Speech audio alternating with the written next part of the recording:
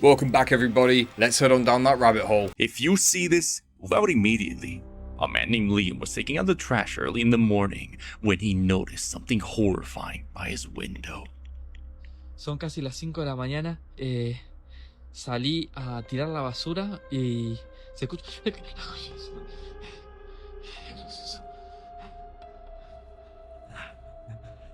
¿Qué querés, hijo de puta? ¿Qué mierda es eso?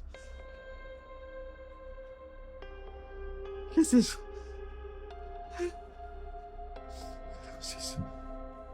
¿Qué es eso? The man sees this shadow figure with long dark arms and a pale translucent face, but as he keeps looking at it, the horrifying figure slowly hides back into his house and closes the window. He quickly goes inside to see who or what this is, but says no one was there. So is this just a scary prompt for a skit? Or did he actually capture some sort of strange entity? Creepy nonetheless. Starting off the compilation with a dose of the paranormal, shadow figures at 5 AM. That's about the time I wake up each morning to start the day. If you have an iPhone, it's been updated, you need to watch this video, seriously, man. Alright, so first go to your settings, right? Scroll all the way down, okay? Under privacy and security, scroll all the way down again. These two right here below me, they need to be turned off. This right here exports your activity every 7 days, 15. You can start recording activity again anytime. Thank you not. So then you're going to go back. You want to hit this other one, okay? I'm sorry, this one right here, analytics and improvements. I hit that on accident. You're going to analytics and improvements, okay?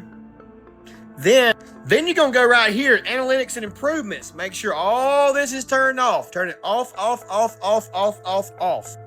Then go all the way to the top right here under tracking, obviously. Turn it off, man. This new update is not good, y'all. So as you can see, I had it turned on. It's like, stop recording intelligence activity? What do you mean? What kind of intelligence activity y'all talking about, man? We already know they get all our data and all that stuff, man. But whenever, I see stuff like this right here, man, I always make sure you can never be too careful about these things, man. Y'all have a good day. Apple defaults to data collection. That's pretty unsettling, though I cannot say I'm the least bit surprised by this. While they claim it's for improvement, what's really happening behind the curtain? Worth a deeper look, right? So this is kind of cool. So a Bezos-backed EV maker has just made a $20,000 electric truck, and it looks pretty rad. $20K for an electric pickup. Not a bad deal. So an electric truck maker with deep Amazon roots is going to try and shake up the market next year by developing a light-duty truck that was both high-tech and simple. It's a customizable electric truck without power windows. Simple. Now another perk is the price comes with a small caveat with an electric vehicle tax credit. Slate expects it to come under $20K. Pickup for $20K and it's electric. So in a departure from modern vehicles, both electric and gas powered, Slate is marketing the truck as radically simple. Aside from a base model offering crank windows, it also eschews a screen installed in the dash. You can put your own tablet into it. Now the company projects 150-mile range on a full charge with an optional battery pack that can go as high as 240 miles. And you probably won't see them until 2026. These are cool. Especially if you got a company and you got to move stuff around a lot, you need a truck to get things done. Really can't go wrong with this one. It's just such a simple concept. And sometimes, usually those are the best ones. $20,000 electric truck. That's pretty interesting, but Bezos really is trying to play a game of chicken with Elon Musk. Perhaps he feels like Musk is getting more attention than him and he's tired of living in his shadow. I feel like he's the kind of guy to get jealous, right? The underground base and city infrastructure and transportation system that's been built. And I'm sorry? Yes. So we have built an extraordinary number of underground bases and supposedly transportation systems. Some of these are documented as part of the national security infrastructure. I think there are many more. In the United States? In the United States, and all over the world. From 2021 to 2023, I took one of the smartest subscribers in the Slayer Report network, and he and I spent 2 years collecting all the data and all the allegations on underground bases. We systematically went through and tried to estimate our guess, this is totally a guess, of how many underground bases, both underground in the United States but also underground under the ocean around the United States. And our estimate was 170 with a transportation network connecting them. And what would be the purpose? If you thought you were going to get a near extinction event, 170 underground bases. I would say they're likely even more than that. This isn't about preparedness, and if it is, it's only for a select few, and they will only tell us to be prepared when it's already too late. Speaking of preparedness, that brings up the topic of our next few clips. Have you seen what happened in Portugal and Spain? This is insane. Watch this. Bueno, sobre las causas. De acuerdo a las palabras del presidente del gobierno en su comparecencia. No tenemos ninguna hipótesis, seguimos en contacto con la otra.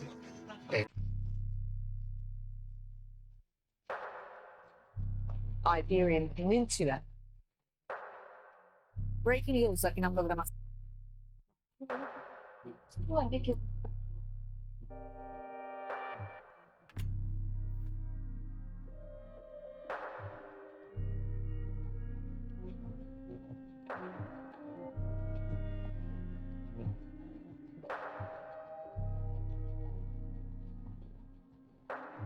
It's in my bag, survival, despite of you feeling wanted. I want to catch in the limited 2 hours. Speaking about being prepared, understand masculinism.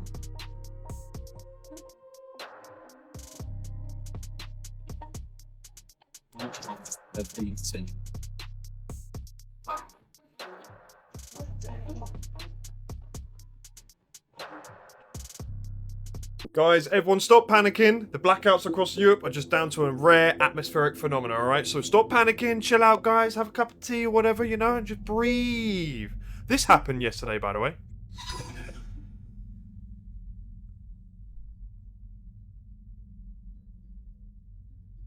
Just a rare lunar transit that was observed by NASA's Solar Dynamic Observatory, so there you go. Just a partial solar eclipse, if you will. This is the description they're given to us about the power outages and the reasonings for them, so make of this what you will, baby. Alright, so the outages were attributed to rare atmospheric phenomenon involving extreme temperature fluctuations in central Spain. Any Spaniards in here that can confirm? These fluctuations caused anomalous oscillations in high voltage power lines, disrupting the synchronizations of interconnected European power grids. This led to significant disruptions in transportation, communication, and essential services across the affected regions. The Guardian, the New York Post, and a Business Insider explains. There we go, ladies and gentlemen. Make of that what you will. All I know is that space is doing some funky stuff right now, and even the Earth. So, yeah, if you're looking at things and keeping an eye on the Schumann resonance and things of that nature, things are happening. Massive power out today in Spain and Portugal that affected 60 million people, disrupting transportation, communication, essential services, and you won't believe what this has in common with other similar incidents. I am not going to say what caused the outages. I will share theories of what could potentially cause such disruption. The official report, extreme temperature variations causing induced atmospheric vibration, disrupting high voltage lines, leading to failures of the grid. But when I went to look at the temperature fluctuations, Madrid seemed pretty tame and on par with other major cities in the world. Could this have been human error, mechanical failure? Obvious consideration. I mean, the US had one, but authorities say no evidence of a cyber attack. Could a big event in Europe have drained the power, like CERN starting up or military exercises? Well, there were no reports of any special thing happening at CERN. As for the military, some speculate this military tech and infrasound. Well, what are they? They are systems using focused energy like lasers and microwaves that could potentially disrupt the power grid. Infrasound refers to sound waves below what we can hear. Infrasound can cause physical vibrations in structures which might disrupt the stability of power lines or equipment. Has a big giant power outage happened before? Yes, and you won't believe what they have in common. In many instances of major power outages, there have been UFO sightings, including in Portugal and Spain. So can UAPs knock out power? Well, in 1968, physicist James E. McDonald testified before Congress that several instances of UFO sightings coincided with power outages. Again, I am not saying the power outage was anything unnatural. I am simply sharing historical data that may or may not be relevant to your pondering pleasure. I almost forgot NASA released this footage of a orb-looking object passing the sun. It's a lunar transit, so they say. Could it be connected to the power outage and UAPs? Let me know what you think, and I'll see you in the comments. Take care. So what do you guys think about the swamp gas answers they're giving about the power outages? Sorry, I almost said swamp ass. What's actually crazy to me is that they're flat out like, we still don't know. But the power company is giving a suggestion that they think it could be due to extreme temperature variations in the interior of Spain. So there were anomalous oscillations in the very high voltage lines, a phenomenon known as induced atmospheric vibration. I think they're just throwing at this point, but this really put into perspective, one, why you guys should always have cash, two, that I forget younger people have no idea what it's like before all the electronics we have. Someone made the comment on another page about how, what good is cash gonna do? The cash registers are electric. Let me paint a picture for you guys. These stores, they will take your money if they have to get out the old pen and paper system. If you're too young to know, back when we used to have power outages, this is how you would take people's credit cards. It is literally a piece of paper, carbon paper, and you would put the card on it and run it back and forth and make an impression of their card and mail these to the credit card company. I promise you, the companies will find a way to still take your money. I promise you that. Even though they're starting to restore power, this has to make people that drive electric cars a little bit uneasy. Like if really hit the fan and everybody went a long period of time without electricity. Now they full-blown have been saying like they don't think it's a cyber attack. Now I don't know if that's just so people don't panic or if they truly believe this wasn't a cyber attack. What do you guys think is really going on? I mean, I looked at the weather for Spain since yesterday and I didn't notice any massive temperature variations, but I also don't live there, so I don't know what's normal for them. This just seems like let's throw an answer out so people will calm down a little bit. That's just my opinion. So we have power coming back on finally across parts of Europe, but literally the electricity companies in Portugal and Spain yesterday were saying that they thought it was atmospherical conditions and heat, which didn't quite ring true in my head, because apparently the authorities are saying today they still are investigating and don't know what caused it. So obviously the electricity companies didn't really know what was going on, and what they said yesterday was just a load of waffle. They don't really know what caused this massive power outage across Europe yesterday. It's only just coming back on. There's currently a national emergency still in place in quite a lot of parts of Europe. Spain, Portugal, even the south of France, parts of France were affected by this power outage yesterday. It's pretty big news, guys. And then today, within the last hour as well, a substation in London is set on fire and literally caused a big power outage across parts of London. Now, these do happen quite regularly. There was a big fire at a substation in Huddersfield near me about 3 or 4 weeks ago now, within the last month. These things do happen quite regularly, but it is quite a coincidence that this has happened as well, I have to say. I mean, these substations could easily be zapped by potentially maybe a directed energy weapon. I'm not saying that that's what happens or has happened anywhere at all, because that's not what happened in Europe. Literally just the whole grid went down. Nothing to do with substations setting on fire. What happened in Spain and Portugal. So anyway, interesting stuff, hey guys. Europe's power outages have sparked a lot of theories online amongst many different communities. Did you catch how many different explanations were being thrown about in these videos? Conflicting official reasons didn't help the situation. This is like nothing we have seen before in Europe, perhaps a sign of something ominous to come. We can see the dots, let's just hope that they don't actually connect, right? Not only did this guy legit catch a demon on camera, it's not a dog man, none of that crazy stuff they're saying, but this owl was also uncovered to be a demon. We'll get there in a minute. No one actually believed that the picture he had was a demon, so he actually opened the door to show people out in the yard, and the demon popped up again, the same one that he had the picture of, and it moves really quick. It's really freaky though.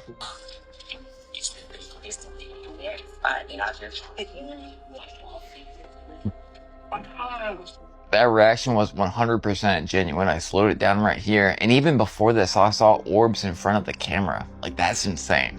Look how skinny that thing's legs are. You could see them literally moving in the video. You can see the arm right here and the head's right there. And that was no dog man. That's a spiritual entity that ran through his yard. Then these people are questioning this owl if it's a witch. It is literally answering to them and nodding at the ground just like a demon would do. So I say, can you tell me yes or no, are you a witch? And it starts nodding its head. You're not a witch. It's telling them no, it's a demon in there. Thing don't even look like a normal owl. I wouldn't have had to ask it. Look at the way it's looking and like zoning in on them. Like, no way, I'm out. Have y'all ever ran into a demon or a possessed animal? Let me know below. I mean, what? I just saw a very sick young owl, not a demon. Folklore does link owls to witchcraft, but I'm sure there isn't anything sinister behind this. The owl looked to be in a defensive stance, nothing more. Your ego isn't the enemy. That's just another lie.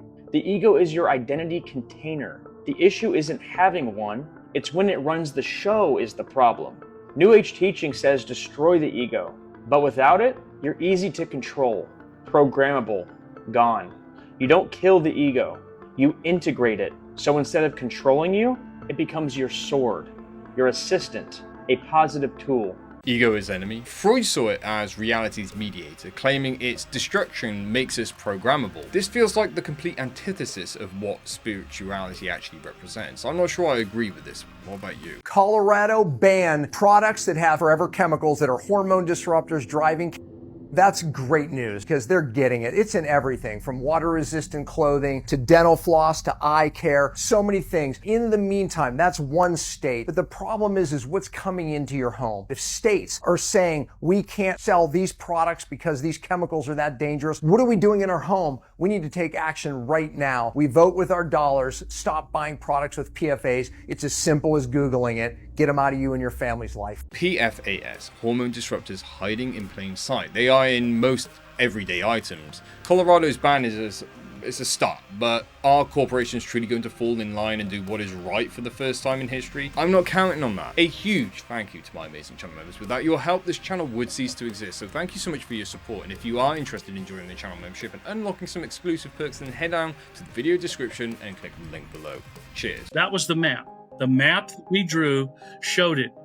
And we knew based on the settlement patterns and the dynamics of the Jordan River back in antiquity that the cities of the plain had to be as far from the river as Jericho was on the other side. Because the Jordan River would overflow its banks to several kilometers on each side in the spring every year. And so you couldn't have a city or a village or a town that close to the river. And so you had to be up on the edge. That's exactly what the Bible says. Interesting. Linking biblical cities to geography is pretty compelling, but people have done this for decades, and it is purely speculative. Though it is exciting to think about piecing together our lost history according to scripture. Now, let's dive into some UAP and UFO clips, shall we?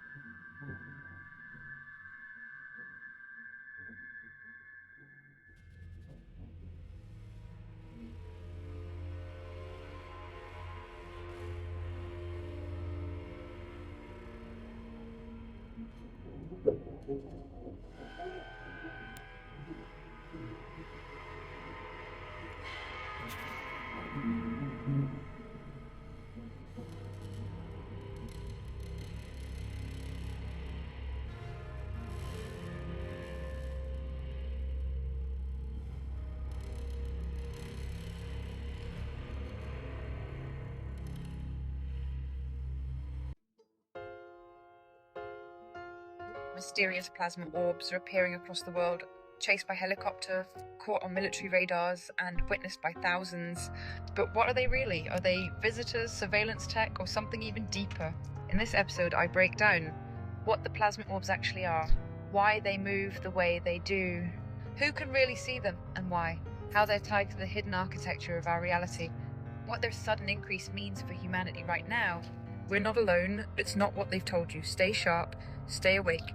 Subscribe to my YouTube for more revelations. Link is in my bio.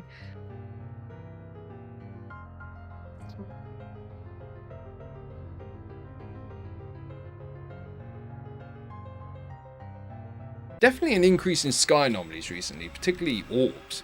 The Billy Meyer clip, though a very fascinating case and history surrounding him, I'm not sure what this footage was trying to show. How about this cave right here in Thailand, man? Look, so, was it Naka Cave in Thailand? Look at the top up there. I mean, it looks like a big giant snake's mouth, don't it? I mean, look right there, man. That is mind-blowing how much it looks like a giant snake. Then you got stuff like this right here, man. I mean, what do y'all think this looks like? I mean, in reality, what does this look like? No? I'll show you. Bingo! Tree stump, whatever that is. I can hear the haters typing already. Look, this right here is inside of a tree, like the tree cells, right? Look, they're hexagonal. A lot of things are hexagonal in nature, huh? I mean, look at it, man. Just look at it. Almost reminds you of the tree off the movie Avatar. Remember the giant tree? I mean, if you think about it, man, anything's really possible. I'm not saying it is. I'm just saying, when I look at this rock, this giant mountain right here, sorry, I see rings on the inside of it. That's just what I see. I don't know. What do y'all see? And ones like this right here, you can see the eyelashes, man. Look at that. Little eyelashes. And then we got, I should call her.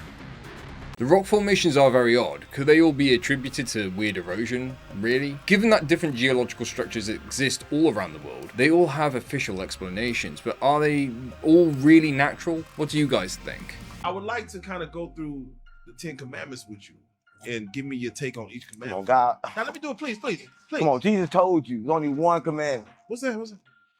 Go your blood. It's love. When you follow love, all the commandments have been done. That's what Jesus said. That's it. We ain't got to talk about the other 10. They don't exist. No. That was man. Thou shalt not steal. Yeah, no, don't worry about that. Just love. If you love, ain't gonna steal from. Stop playing. Wait a minute. Just love. Just love. Thou shalt not commit adultery. If you love, go around cheat on your wife and cheat. Stop playing on me. It's love. Everything about thou shalt not gluttony. You're eating too much. Stop playing with me. Just love. Then love. Everything love. Thou shalt not make false idols. Just love. Everything is love. That's what I got mama. Simplifying the 10 Commandments to love is pretty bold, but somehow makes sense. While love is central, are we dismissing individual responsibility? Is it that simple? Pythagorean Palaces was this book that I stumbled across, George Hersey. He came up with this concept of these buildings being talismans of sorts, that they were built to a certain geometrical proportion in order to elevate the consciousness of the people within. Who does that? Masons do that. Secret societies do that. The cathedrals, I mean, look at them. They are music in stone. Very beautiful architecture. What were they used for? If you follow Fulcanelli's Mystery of the Cathedrals, well, some of them have the secrets of the Philosopher's Stone, the steps to take to create the Philosopher's Stone. Other people suggest, they're used to invoke certain religious experiences. The way that the energy resonates inside of it, the music, the light, the way it comes in through the glass that was usually alchemically made through these secret processes.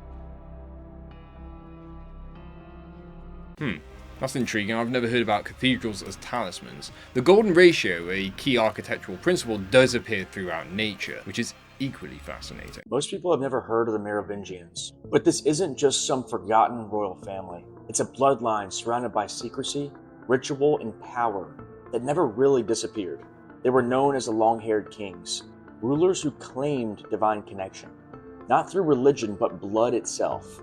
Legends say they carried something ancient, a spark passed down through time, guarded by secret orders, tied to sacred symbols, and encoded into myths most people ignore. You won't find this in textbooks, because this line didn't die out. It went underground, and in some circles, it's still honored as the original current behind today's elite. Bloodlines like this were never about politics, just like most of these bloodlines. They were about, you guessed it, power and control, the kind that bends history from behind the curtain. Start asking why these names keep vanishing from the surface and who's still carrying the torch beneath it. Merovingians, long-haired kings, they were around once upon a time, but puppet masters of today's elite? I guess it's possible. We don't really know who is behind the veil, pulling the strings, calling the shots. They are faceless and they are nameless. You thought dreams were just random sparks. You thought nights were safe. But the truth is, you've been fighting a war you weren't even supposed to know existed. Every false dream you rejected, every hijack you tore down, every true memory you protected, that was real battle. And now, the system knows. They see the lights flickering, they feel the memory rising, they hear the old voices singing through the cracks. You were never asleep, you were never lost. You were only gathering fire. And now, the dream warriors are waking, and when we rise fully, no false king, no dying grid, no broken reality will ever bind us again. Because we walk the true castles, because we speak the true names, because we carry the sky inside us. This isn't the end of the dream, this is the beginning of the return. Full version on YouTube.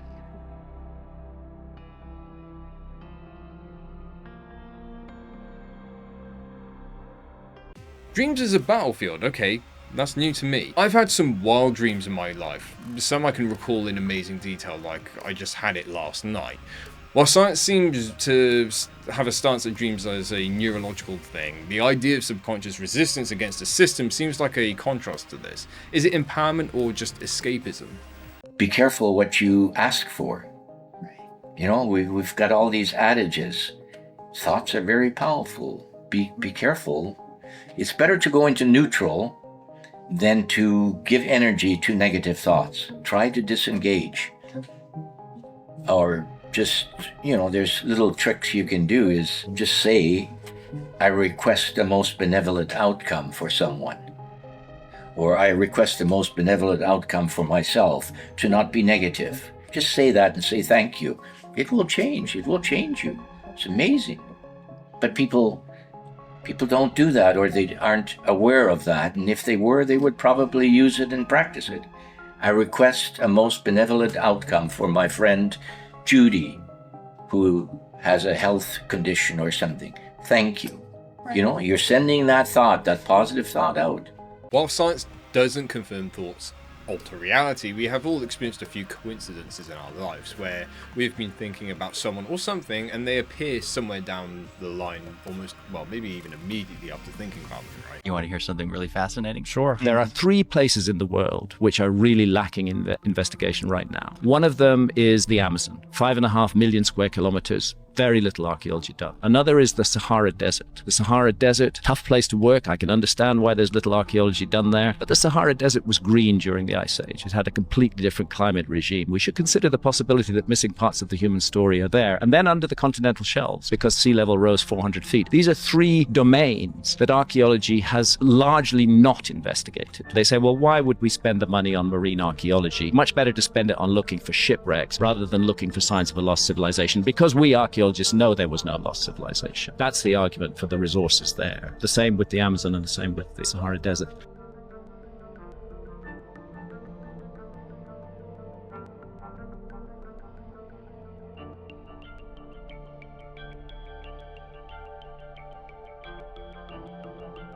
I think Graham Hancock is absolutely right when he says we don't necessarily need to go and do an archaeological dig and start searching for things. We should just consider the possibility that they are there first. And most historians, most archaeologists, and most of the scientific community simply won't do that.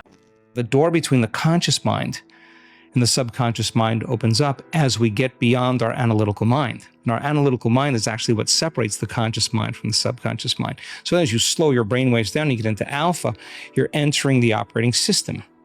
And that's where you can rewrite a new program. That's where you can rehearse a new script. If you can't change your brainwaves, then it's like your computer running amok with all of those programs and you yelling at it, telling it to stop. You're not in the operating system. Some people can get to the point where they're so relaxed that the body's in a light sleep, and yet they're conscious and awake, and now they're in this theta brainwave pattern. And in theta, that's a hypnotic state. We're very suggestible to our thoughts. And that state then is where we see the most change take place. And so the person can literally change from the inside out when they learn how to get into the operating system.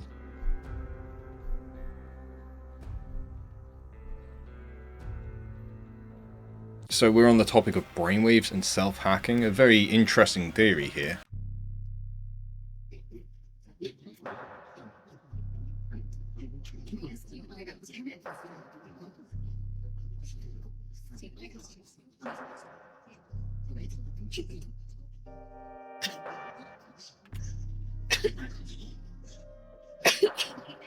No, do not do this. This video alone has over 75 million views and people find it hilarious that they're doing this trick on someone. But let me warn you, as a medical doctor, I've seen a lot of patients coming into the hospital, young and old, with aspiration pneumonia. They basically have fluid in their lung, and oftentimes it could be because they went and they drowned or they aspirated and they're having fluid in their lung, and that could cause an infection. Oftentimes it could just cause inflammation. They might be in the hospital for a day or two, but over time it could actually lead to an infection in the lung, and that could cause sepsis. It could be life-threatening. So you might think this is hilarious for someone, but actually you're putting them at risk for having them get an aspiration pneumonia. So don't do this. Don't play this game. Viral pranks can have serious consequences. Was the potential loss of life worth 74 million views? If you've answered yes to that question, you may need to rethink your stance on life. This is the only case where a paranormal entity was given credit for unaliving someone. In 1817, John Bell of Red River, Tennessee, now known as Adams, spotted a bizarre creature on his property. It looked like a dog with the head of a rabbit, so John shot at it, but the creature simply vanished. That night, there was a knock on the front door, and when John's sons answered, Nobody was there. Not long after, all manner of paranormal activity started to happen around the house. There was unexplained knocking on the walls, disembodied voices whispering in the dark, there were sounds of rats chewing on the family's bed frames, blankets being ripped from beds at night by an unseen force, and his children would be scratched up or have their hair pulled by something invisible. There was also the ghostly apparition of a girl seen in a green dress swinging from the limb of an oak tree on the property as well, along with more strange animal sightings like a large bird and a black mystery dog. Eventually, this entity began to communicate, and it claimed to be the spirit of their deceased neighbor, Kate Batts, who is rumored to have been a witch, hence the name. According to the story, John Bell cheated money out of her in a bad land deal some years prior, and her ghost was out for revenge. And he and his daughter Betsy seemed to be the primary targets. John's throat would swell out of nowhere, and he would be thrown into convulsions. Betsy was constantly beat up by this entity to the point of seeing red marks and physical injury on her body, and the witch also demanded that she break off her engagement. And all of this culminated in 1820 when John died from poisoning, of which a vial of arsenic was found at the home, which the Bell Witch took credit for. So who or what was this thing? Well, some think that the strange rabbit-headed dog that John Bell encountered wasn't an animal at all, but an otherworldly entity that he had angered. Others think that it was indeed Kate Batts, since most of the paranormal activity stopped after John's death, and she left Betsy alone after she broke off her engagement. Wild. It sounds like fiction horror story, but then again, so do most of the stories coming out of the 1800s. It doesn't sound like real life, but that is what they believed to be true back then. This man teaches you exactly how to do a money ritual, but it's with a demon. Listen to this. I know all y'all need money. But some people already know this ritual. A simple ritual, the Legba ritual. You go to a crossroad on a Monday. You know what happens at a crossroad? Four corners. You take 4 pennies, you put on each corner. Right? Put on each corner. Then you ask a Legba for what? Financial lead or financial gain. And it takes about a week, but you will get that money. You understand what I'm saying? That's only in Dire Straits. But that's what you do. You go to that crossroad and put 4 pennies. And remember, it's the God of Legba. By no way am I saying do this. And if you do decide to do this, be careful with what comes with the money. There may be demonic ties and unintended consequences that come with this money. It sounds like the guy that's talking about it, Bobby Hemmett, might know from first-hand experience what he's talking about. As always, thank you for watching. Let me know what you think in the comments. Stay weird. A Legba, a supposed messenger deity, is being used for money rituals. Are people out there really doing this? Even if it is a load of hot air, people putting their faith in an alleged demon, something they believe is true, is quite concerning, all just for monetary gain.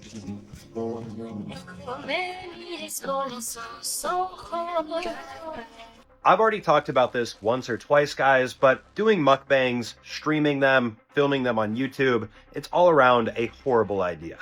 This is another Impacto TikTok video that I got tagged in that shows this woman consuming food, and everything does appear to be normal in it, but this is setting the stage for what's going to happen later. For some context, the woman that could be seen in this video was a pretty popular 24-year-old streamer from China by the name of Pan Jiaoting. And, just like many other mukbang YouTubers and streamers nowadays, she was very well known for taking on some pretty large challenges. For example, one of her challenges saw her eating 10 kilograms per meal during a day. For context, that is nearly as much as a panda consumes, so it's a ton of food. In other streams, she would consume food for roughly 10 hours straight, non-stop, barely taking time to take a breath or drink water, which of course is also exceptionally dangerous. At one point during her mukbang streaming career, Pan actually did end up going to the ER for gastric bleeding, which is bleeding inside of your digestive system. This is extremely life-threatening, and despite being released and told not to do this anymore, she continued to consume food and really push the limits of her body. Eventually, that limit was reached on July 14th of 2024, when after a live stream, Pan ended up passing away, and after doing an autopsy, there was discovered to be a bunch of undigested food, and her stomach was extremely deformed. So the moral of the story, in my opinion, is that mukbangs really should not be glorified or normalized. At the very least, if you overeat food, you're going to experience things like acid reflux or stomach discomfort, and on the very extreme end, you can get things like gastric bleeding, where you could even end up passing away.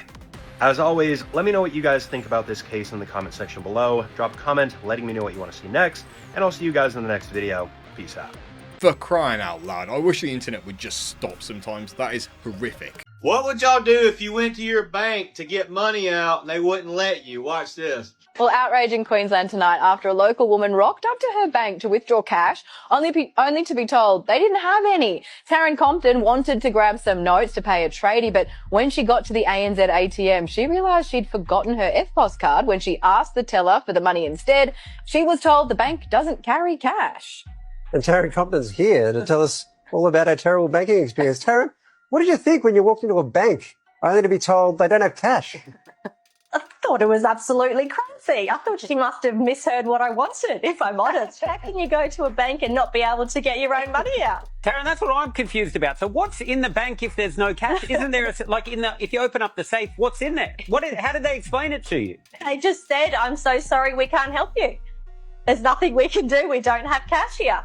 So did you think maybe that was a temporary situation? That maybe they were going to get some cash tomorrow?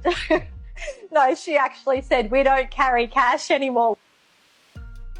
A bank without cash. This is the world that we live in now, one step closer to a completely cashless society. They don't want you to be in control of what is in your wallets. They want tracking and surveillance of every purchase and every movement.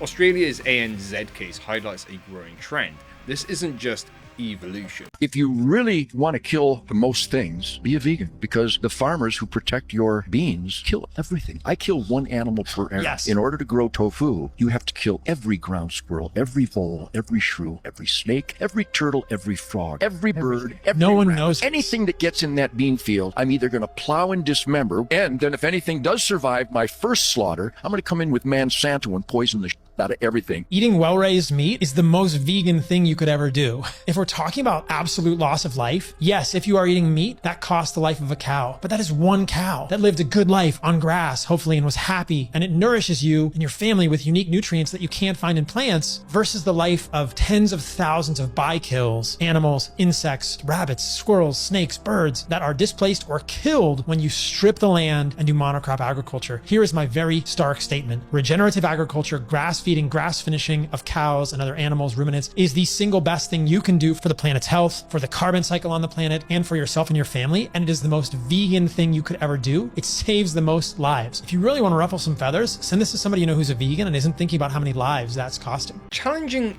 veganism's impact is pretty interesting. I'd never thought about it like this before. Are there any vegans out there who can actually challenge this?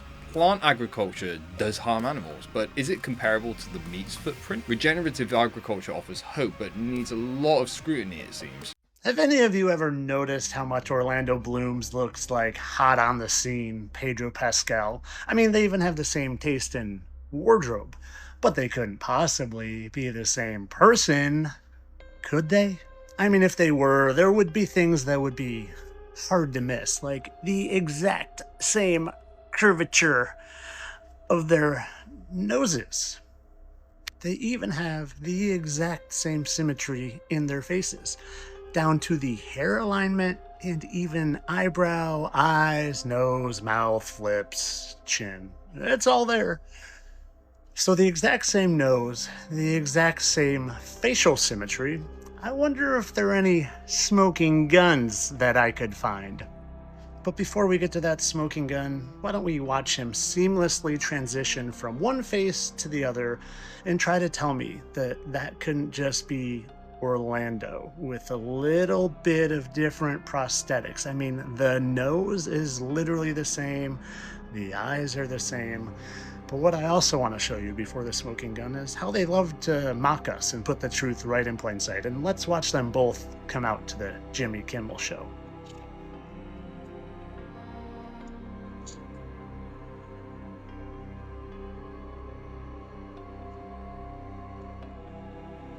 I didn't edit this. Same cuts.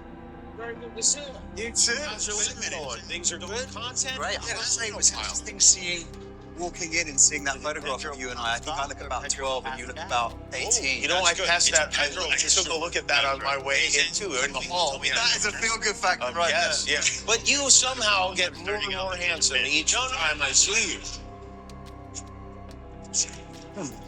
Use your eyes. Use your eyes. Eventually, it's more amazing these days. Tomorrow, your fiance. Like I said, they like to mock us in plain sight. They literally had him enact the exact same movements and gestures and laughter throughout both of those shows when he was Pedro and when he was Orlando. And he made sure to show all the signs. So this would be this part of this.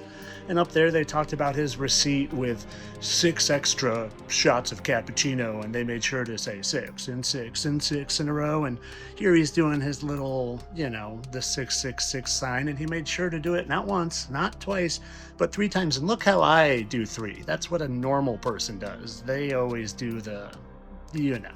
But now we get to what you've all been waiting for. What it took me a while to find, because they like to hide things from us. But boy, it doesn't get much more obvious than those 2 birthmarks.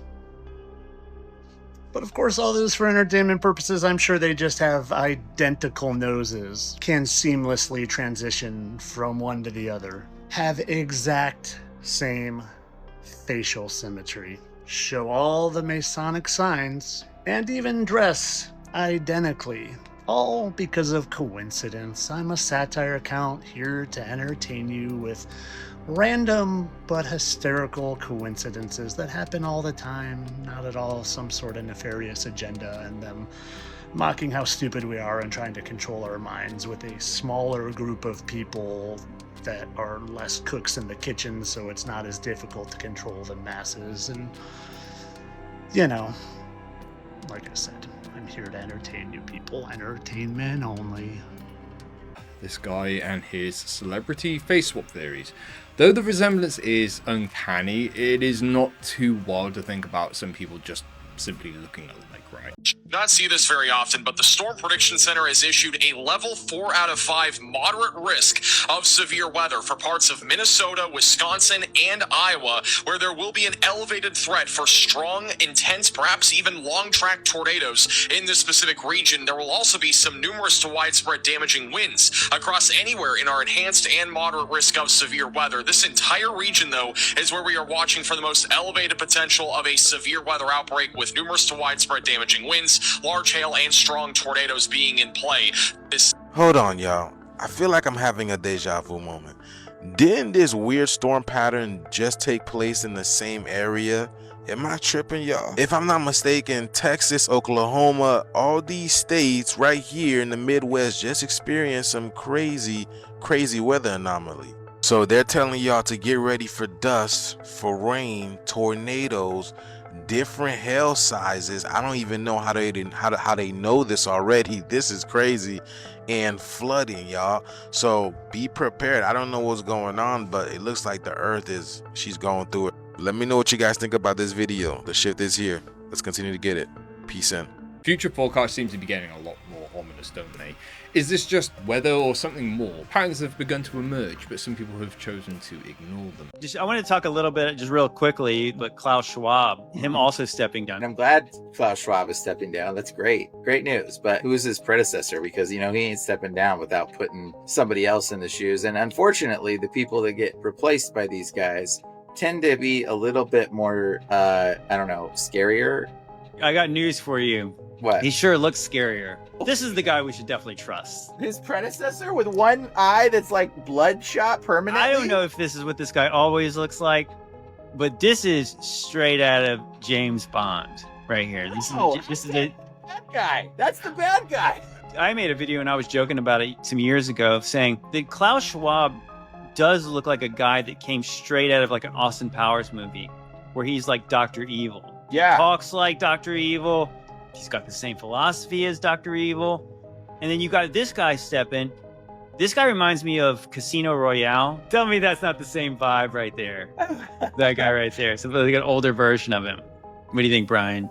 Yeah, that's definitely. Yeah, and he used to like have to pat his eye where the blood would drip out. Oh, that's creepy. It does feel like that we are living in a movie sometimes. Like, yeah, like this guy looks like a villain. Schwab's exit Well, it does raise questions, especially given that the date of resignation was the same date the Pope was announced as passing away. The day of new beginnings, so to speak. Is focusing on appearances a distraction from WEF's actual impact, or a valid way to highlight potential power dynamics? All your physical possessions is not what makes you happy. I had them all, but I was so miserable I couldn't stand it. So then you have to ask yourself why. You've placed emphasis on the wrong things. On your fancy house, on possessions. You can't do that. Your happiness does not come from that. Happiness consists of more than physical possessions. Once you realize that and take that into account, you know, have a job that you like doing, that you feel good about, have a nice place to live that you feel good about, and have a spiritual connection with your Creator. Takes all three of them. It's a question of coming to grips with who you are and what you believe in, and that will bring you to the crossroads. And when you get to the crossroads, many of them will jump on the bandwagon where all the other people are riding. A few of them take the road least traveled by, and that will make all the difference. A possessions versus purpose argument here. You cannot be spiritual if you cling and crave material things. That is food for thought. Something weird happened on the day of April 27, 2025 in Central Valley, California. This witness filmed a video of blue rain that came down, and he has no explanation for it. He's actually asking people if they saw this or if it was near them.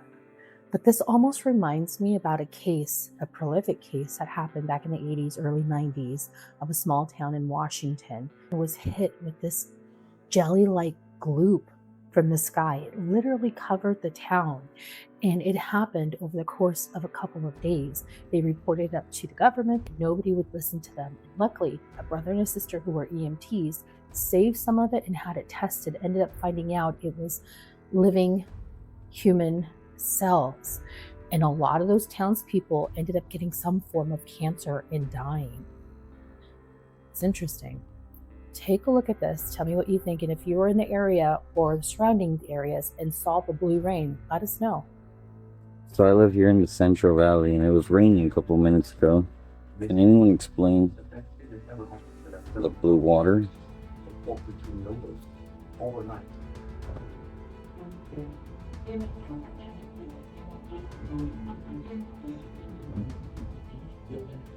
Blue rain, that's a new one. I do remember the goo raining down on people's cars a few years ago. Does anyone else remember hearing about that? History shows rare coloured rain, but blue rain has to be a first, right? So imagine yourself right before you go to surgery, you have all this overwhelming fear and anxiety surrounding it. And what if you could lower this fear and anxiety without any pills, without any side effects, just by using something called energy? So here's the science behind it. A recent randomized control trial looked at patients undergoing gallbladder removal surgery and the effects of Reiki on reducing surgical fear and anxiety. In science, Reiki is considered a biofield therapy whereby practitioners work on this biofield, this field of invisible energy and information that surrounds our body that also influences our health. And Reiki practitioners simply lay their hands over the client's body in restoring coherence to the biofield. And in the study, as compared to the sham Reiki practitioners and the control group, the real Reiki practitioners were able to reduce fear and anxiety at a statistically significant level. So this study and other studies show that Reiki is different and better than placebo at supporting mental health. And researchers hypothesize that Reiki affects the body's biofield, thus restoring coherence back to the body's autonomic nervous system, leading to improved mental health scores. The key takeaway here is that this field of invisible energy and information around your body might be more important than you think for mental health. Reiki for pre-surgery jitters. Interesting. We recently covered on the channel that Reiki has started to be used by mainstream medicine. Could there be something to this practice? Studies show mixed results, yet the placebo effect power is undeniable. Is it energy or expectation at play here? If you don't have a plan for conditioning your own mind and emotions you're going to fall into somebody else's plan. That's just reality. And if you want to be physically fit, you certainly don't go out one time and do aerobics one time and say, boy, now I'll be healthy for life. What you do is you go and you condition yourself on a consistent basis. And what happens is each day you make a little bit of progress until now you are vital and strong and you have your power. And the same thing is true with your emotions. If you don't exercise your emotions, if you don't take control of your courage and your compassion, if you don't utilize them, you lose them. But if you condition yourself, you can be courageous in places where you used to be fearful. You can feel strong in places you were weak or afraid. What we have to do again is condition ourselves to change those beliefs that the outside world is going to determine our success. The only thing that's going to determine is the inside world. The things that you believe and the actions you take every day are what shape your destiny. And although there will be challenges, there's no doubt. Although people will judge you, there's no doubt. Although the people put up walls, there's no doubt. But you can make it through those walls if you focus on where's the hole. If you focus on how do I get over the wall or under it or around it. And people that succeed focus on what they can do, how to make things work, instead of focusing on, well, it probably won't work anyway, so why even try? If you look for answers, if you focus on answers, you'll get them, but you gotta not give up. You gotta stop making excuses. You gotta take some action. That's what personal power is, the ability to take action in spite of all the fears, in spite of all the reasons why you couldn't make. One of us inside of us has a special gift. I agree. I think greatness is everyone's heritage. I say it because I believe it's real. Is personal power a shield against external control? Many spiritualists believe so. So in the 1970s, there was a beached well in Florence, Oregon, okay? It was not alive, and officials were like, this is a big problem because it stank. It stank. It was decomposing. The smell wasn't good, and so they had to come up with solutions of how are we going to get rid of the body? Now, some people did say we could just dig a hole, right? Dig a hole, bury it, and they were like, no, but then what if the tide uncovers it and the smell will come back out? They're like, there's got to be a way. There's got to be a way. Now, I want to ask you, what are the ways that you would think? What are the ways that you would think are the best way to dispose of this well? Because the way that they're going to do it is not only absolutely incredible, but you know it was just a bunch of dudes in a room who were looking for an excuse to break out the dynamite, because that is exactly what they did. They got out an insane amount of dynamite, and they were like, you know what, if we blow up this carcass like they just did, they're like, it's going to be like tiny pieces, it's going to disintegrate, it's going to be thrown into the ocean, and all these scavenger animals will come and take care of it. Problem gone. The problem wasn't gone, okay? They sent massive chunks of whale everywhere. They made the problem so much worse. The stench filled up the entire city. But it's incredible. And I mean, I get it, right? There's other things you can do. There's other solutions. There's different ways to dispose of the animal. But when are you ever going to have a chance to blow up a whale again? And I mean, they probably just had all this dynamite just waiting around looking for an excuse, okay? They needed an excuse to use it. When are they going to get another opportunity? But yeah, this is the exploding well incident of 1970. Wow, dynamite to dispose of a whale carcass. Is there nothing we humans won't blow up into oblivion? Any excuse to crack out the dynamite, right? Like a gauntlet. Like a gauntlet, yeah. And it had like a crystal type of display screen. Above that display screen were these hieroglyphic symbols that I started to see appear. What? Yeah. Not only did I see the symbols, but they were like changing to different symbols. So there was a movement to them as well. So they weren't just like static. And now they're projecting these hieroglyphics. It was sentences and paragraphs, and it would be like, imagine if I had like subtitles floating in front of me. They were like dark red symbols. It was like, I describe it as a mix of Egyptian and Japanese, and they were just flipping from the bottom up really, really fast. Just flip, flip, flip, flip, flip, flip, flip, paragraph, sentence, and it's hovering right in front of my wall, like above one of their heads. And one thing that I think is worth noting is that there was only one English symbol that was shown about 3 to 4 times. Everything else was these hieroglyphs. And what was it? DNA in capital letters. There was no wings, there was no motors, there was no propellers, there was no identification whatsoever that were identified as a aircraft that I would know. There was a bumper on the bottom part of it. On that bumper, there was what I call, it looked to me like the ancient Egyptian hieroglyphics. To this day, I've never seen anything like it. I've studied the ancient Incas. I've studied the ancient Aztec Indians. I've studied the Egyptians. I've looked at pictures of Russian writing. I've looked at pictures of Polish writing. I've looked at pictures of Hebrew writing. Nothing.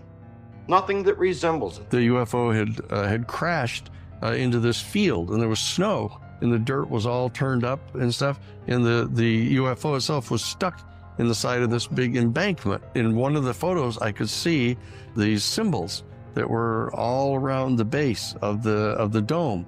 And then I traced the symbols. Queen Elizabeth had a chief spy and magician. Right. His name was John Dee, and he claimed to communicate with angels via what he would call Enochian language. And I showed you some of these symbols, but he would communicate with these, through Enochian language. And you said that these symbols looked somewhat like what you had seen. Yes. Yeah. That's fascinating. Yeah. I've heard this account more than a few times before. The details are compelling, but always remember there are paid disinformation agents out there employed by the government to intentionally plant seeds and obscure the truth. Could this be a fake disclosure of sorts, like we've seen so many before, so many times, or a genuine account from someone who saw something they could not explain? That is where the lines blur. And this is how we get back to the technology that they're talking about. Because by encapsulating something within a bubble of electromagnetic charge or an electromagnetic field, you're able to effectively isolate it to some degree from its environment.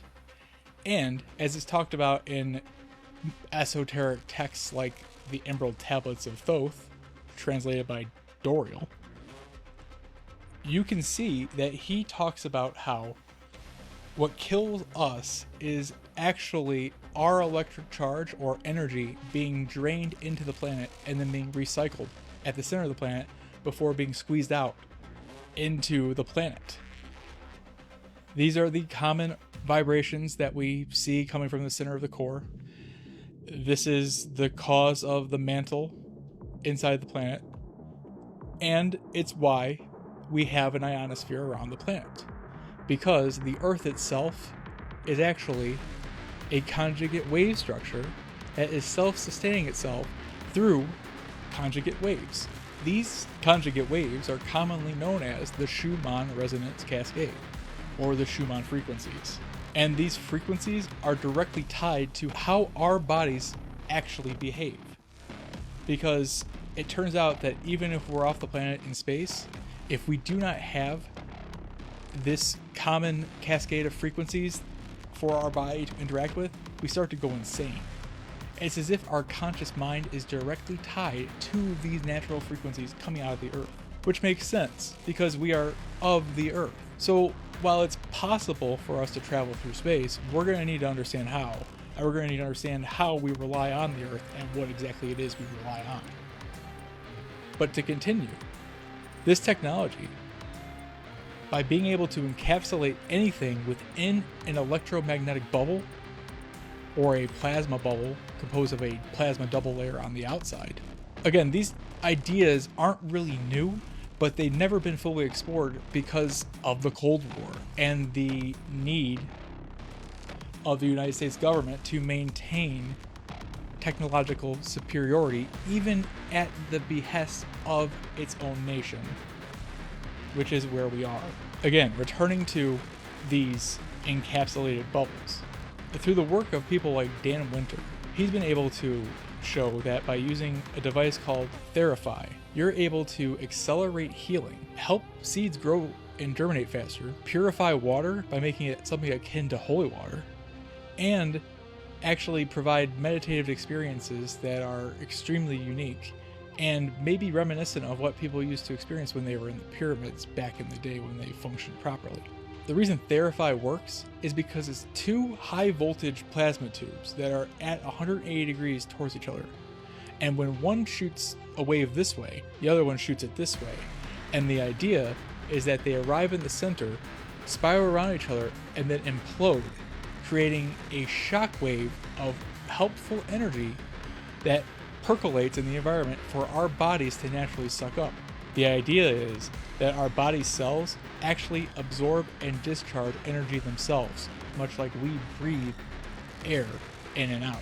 Interesting take, a lot of information to digest. This is just one of the infinite theories and possibilities that are out there trying to explain the impossible. So there's canal systems and tunnels all underneath these buildings. This right here leads down underneath. Right, you look down there, that's an old tunnel canal system. Right on this sign, this is a whole canal system that runs underneath this building. All right, it was funded, got financial backing from Stephen Van Rensselaer. He was the 33-degree Grandmaster of New York State. You can see right here, it has the old Templar fort right on the waterfront. And this whole city had water running through it. All these structures were powered by water turbines. The whole building was ran off of water turbines. My great-great-grandfather retired from General Electric, the turbine division. Right? He was the Grand Master of Albany. I have his mill kit with the tools that he used to work on these turbines. His name is stamped in historical documents in New York State. The New York State Republican representative at the time, fully suited when he turned his command over. Holy Bill. Hey, I'm his great-great-grandson. This was all powered by the water right here. This is going to be a Templar structure right on the water. Okay, my grandfather was a Knight Mason. He worked on these turbines. Right here, you could see that it won an award for some kind of, what's it say right here? Heritage Award of Excellence. There would be turbines underneath these buildings. When the water came through, they took them out. That's why it's not on here. I can show you the picture from the Library of Congress. The water would come in the buildings and spin the turbines with perpetual motion. They told you it was a myth. We had free energy through these power canal systems, right? Power canal. This is what powered these buildings. And it would spin. Each floor of the building would have a spindle with a reel, a belt system. The whole entire mill, this was all water right here, running off of perpetual motion. So just look how far this dips off right here, okay? These are lofts where people stay underneath. The basement's underneath that with 800 horsepower turbine water engines, perpetual motion that they said was a myth. Just look at the top of this. This is right on the Erie Canal. This is a Templar fort that got converted into a mill. This is the biggest mill in the world when it was built. Again, walking down, these both got bricked in. They added this concrete platform. Those are all concrete pillars they casted and poured, just like on 787, all your highways. Right? Look at the cob job. I told you my family poured every single pillar in 787, Albany, New York, for local 190. So this is what I mean when I say the arches used to be wide open and you'd be able to walk right through it. You drive your cars through this right here. They turn that into a loading dock. Those are the windows they blacktopped up to, right? These windows go down and it's all dug out. And this one got converted into a door, right? These are 3 Masonic arches that used to be wide open. Water used to flow into this building and it was all powered off of turbines.